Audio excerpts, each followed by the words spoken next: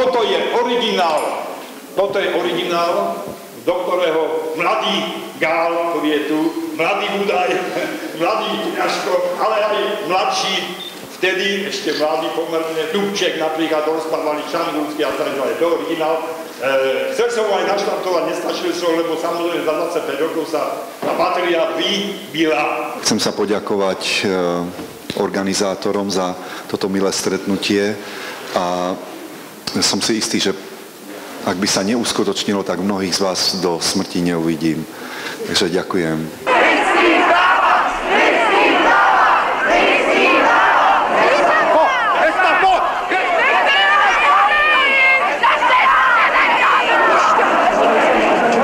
Organizátormi je nadácia Milana Šimečku a Spoločnosť pre občiansku diskusiu.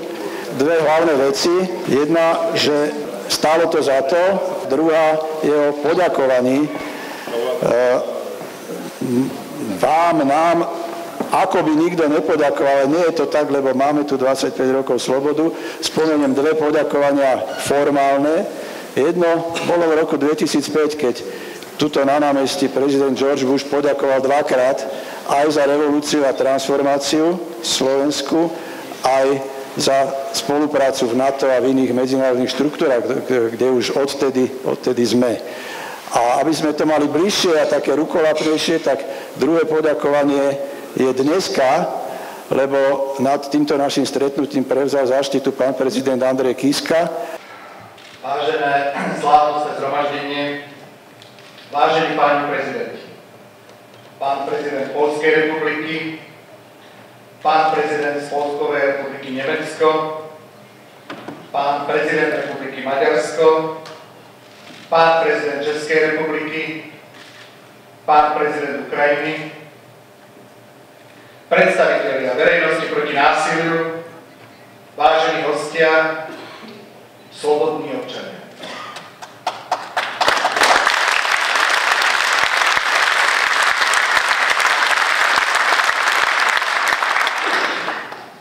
Bez slobody ide život po spiatku.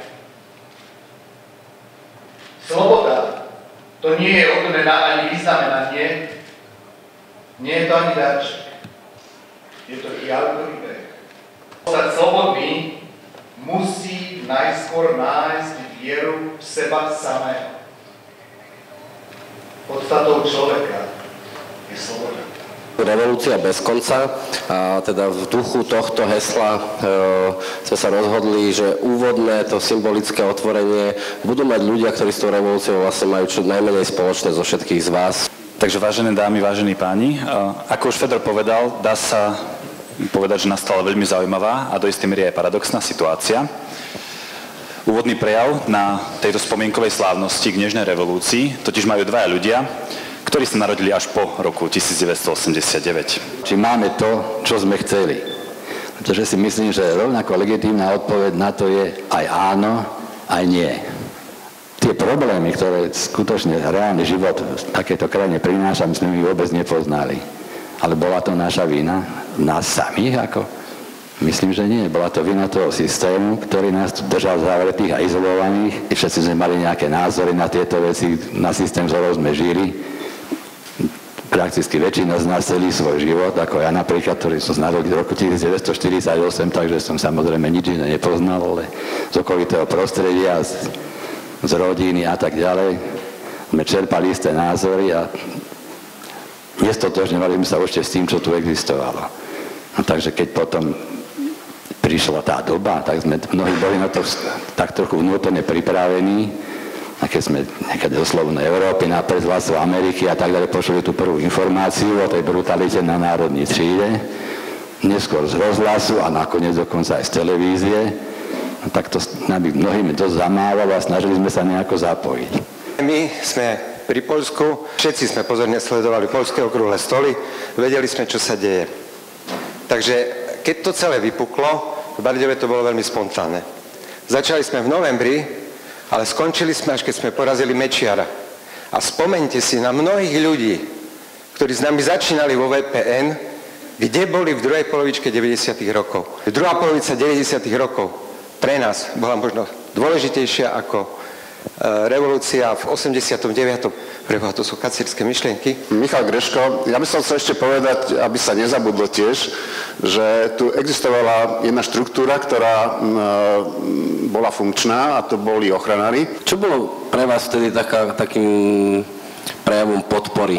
Aktivity Košičanov boli nasmerované na Prahu, pretože tam existovali aj priateľské väzby na pražský disent. Ja by som chcela poďakovať manželkám všetkých tých mužov revolúcie, ktorí v tom čase naozaj akože s neuveriteľným nasadením, ako bez toho, aby boli takým spôsobom nasadení, že teda naozaj 24 hodín denne do úplného vyčerpania, tak by sa zrejme nebolo nič udialo. Tu máme ľudské práva, ale málo ľudí, ktorí by s tým chceli žiť. Máme politické strany, ale aké?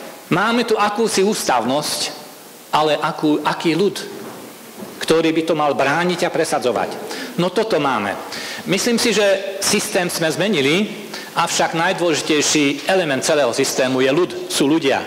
My a tí ostatní, no tak to čaká. Som spoluautorom výzvy spoluobčanom, ktorú sme písali u Miroslava Cipára v onú pamätnú nedeľu pred 25 rokmi. Často je označovaný za dokument číslo 1 verejnosti proti násiliu. Aj som ho na zhromaždení v umeleckej besede tu prečítal. Spomínať na to, čo bolo v 89. je fajn, ale pred nami sú úplne nové horizonty, ktorým by sme sa mali venovať, ale my na to nie sme pripravení. My roky mlčíme k tomu, že naša zahraničná politika akýmsi spôsobom podlieza nášmu ruskému bratovi, ktorý dlhé roky sa tam vlastne buduje nacionálne a šovinistický režim, silne sa vyzbrojujúci 15 rokov. Revolúciu pripravujú géniovia, uskutočňujú nadšenci a ovocie požiadajú podliaci. Tieto slova povedal Jean-Jacques Rousseau ešte v 18. storočí. Pamätám si, že hádam jedna z prvých požiadaviek bolo práve vypustenie vedúcej úlohy strany našej ústavy, čo sa aj stalo. A bola to možno jedna z prvých vecí, ktorá sa zmenila. Vtedy som nepredpokladal, že niekedy si ešte opäť zvolíme vládu jednej strany a zvolíme si ju sami a dobrovoľne. A dokonca nás chcú tak prešťať, že 17. november sa bude oslavovať ako výročie dopravy zadarmo. Že prešťia proste 17. november a vlastne už nebude revolúcia, ale mnohí budú vedieť, a čo sa stalo 17. novembra? Od 17. novembra chodíme zadarmo. A prešťaný november je generálne. A ja stále preto na to všetko uzavriem, nebudem už ďalej hovoriť. Dosť bolo Ficova.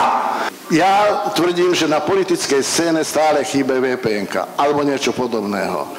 Po rozklade VPN bolo hlasovaním, tak Komárne bol jeden hlas za rozklad celom našom a my v Komárne sme 2 roky ešte pracovali ako VPN-ka. 2 roky sme boli všetkými politickými stranami prijímaní.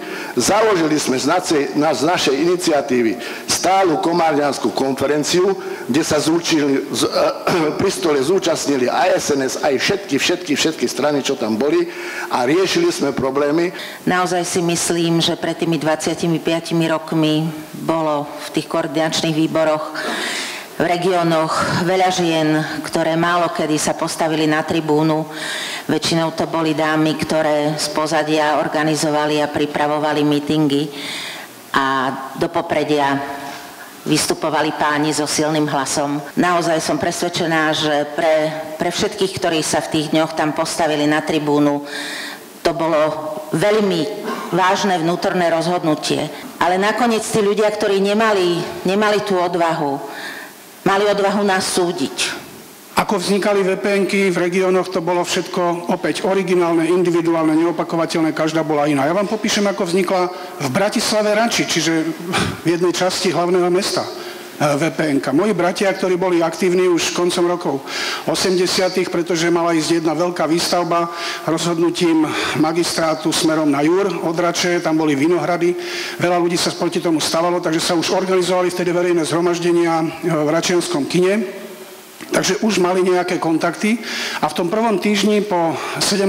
novembri sa začali stretávať s ďalšími priateľmi, ale nevedeli, čo robiť ďalej. A raz, asi, ja neviem, streda, možno štvrtok, v druhej polovici toho týždňa, jeden človek z auditoria vstal a povedal, veľmi výrazne račloval a hovorí, treba si zvoliť reprezentantov ako revolučný výbor, aby ten začal artikulovať naše požiadavky smerom k miestnej moci.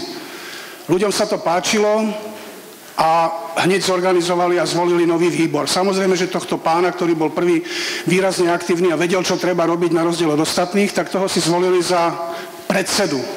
A ten už ako predseda hovorí, navrhujem, aby bolo prijaté aspoň nie písomné uznesenie, ale aspoň ústne, že nás povrhujete, tak ako tu sedíte, navštíviť predsedu Národného výboru v Rači a odvolať ho z funkcie. Tak to schválili. Pochodovali vtedajšiemu predsedovi súdruhovi Beladičovi do kancelárie a račujúci pán hovorí, v mene revolučného výboru VPN Bratislava Rača vás vyzývam, odstúpte z funkcie, odovzdajte kľúče a odíďte. A súdruh predseda Beladič otvoril šuplík, vybral kľúče, položil na stôl, povedal, áno, súdruhovia, prepáčte páni, dovidenia. A odišiel. A moji bratia aj tí ostatní tam stáli v šoku, pozerali sa na seba a hovoria si, tak toto je tá revolúcia. Takto sa to robí. Meno toho človeka, vidím, že túto bratislavskí kolegovia sa už smejú, bol Roman Zelenaj. A najprv poďakujem jednak Peťovi Tatarovi a nadácii Šimečku za to, že sme sa tu zišli. Fakt je taký, že včera boli komunálne voľby.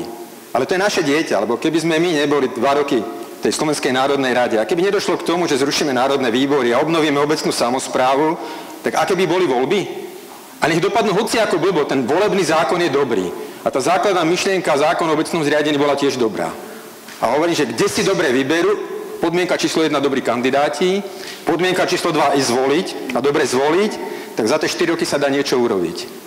A v tej komunálnej sfére to aj fyzicky potom vidno. Takže ja som rád, že sme obnovili obecnú samosprávu a keby nič sme neurobili, tak toto podľa mňa stačí ako dobrý odkaz. Počas celého roka si spoločne pripomíname udalosti, keď ľudia v našich krajinách pred 25 rokmi prekonali strach. Nezľakli sa a nebáli. Rozobrali múr, prestrihli drôty, povalili železnú oponu a prihlásili sa o slobodu, svoje ľudské a občianske práva. Myslím, že je správne, že tak robíme spoločne, pretože naše krajiny zdieľame aj inú spoločenskú skúsenosť. Skúsenosť rokov 1938 a 1939. Rokov 1956 a 1968, ale aj roku 1981. Teda skúsenosť s režimami, politikmi a ich rozhodnutiami, ktoré potierali slobodu a ľudskú dôstojnosť aj prírodzenosť. Chcem sa poďakovať prezidentovi Ukrajiny, že nás dnes navštívil a že sa k nám pripojil aj pri tejto slávnostnej príležitosti. Odovzdajte,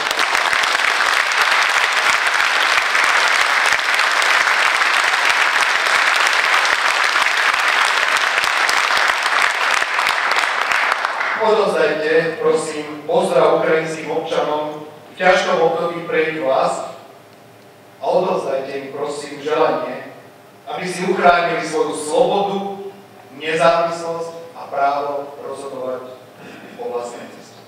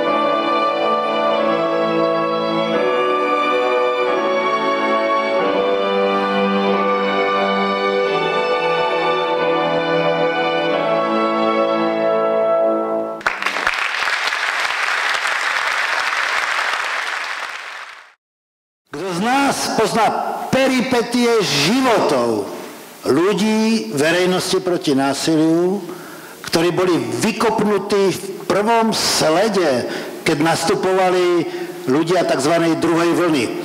Keď už bolo vyhraté, keď už bolo jasné, že režim sa mení, keď už bolo jasné, že to prehrali, tak vtedy sa objavili Mečiarovia. Kde bol Mečiar v novembri 89? Kde bol Fico? Kde boli títo všetci? Hej? Ale jaké sú príbehy týchto ľudí?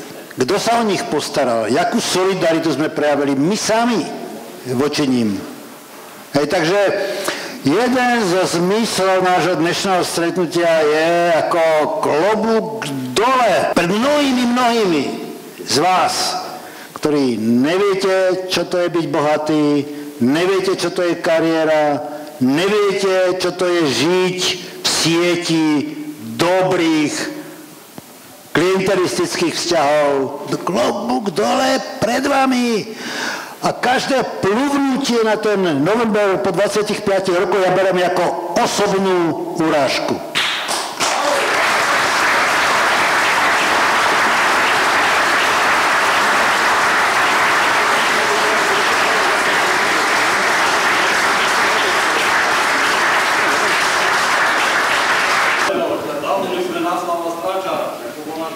Zabudli sme na Terezu Grelovú, zabudli sme na Ciata Košického, zabudli sme na spústu ľudí, ktorí nie sú.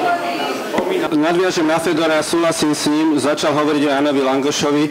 A to, čo môžeme konkrétne dnes spraviť, volám sa Baťo Dubovský z Pezinka, to, že rehabilitujeme Ústav pamäti národa v našej societe a ten nech sa zaoberá tým, čo ste tu hovorili. Pýtali sme sa, prečo tu nesedia historici, čo s tým celým, prečo sa prebudzajú agenti Ruska po 25 rokoch HTB, KSČ.